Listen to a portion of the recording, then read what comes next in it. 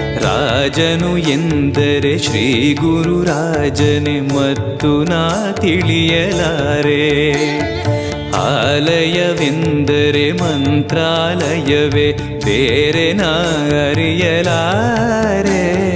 ರಾಜನು ಎಂದರೆ ಶ್ರೀ ಗುರುರಾಜನೇ ಮತ್ತು ನಾ ತಿಳಿಯಲಾರೆ.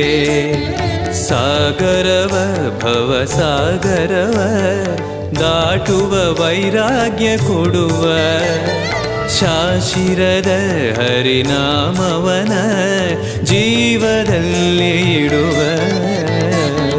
ಪೂಜ್ಯಾಯ ರಾಘವೇಂದ್ರಾಯ ಸತ್ಯಧರ್ಮ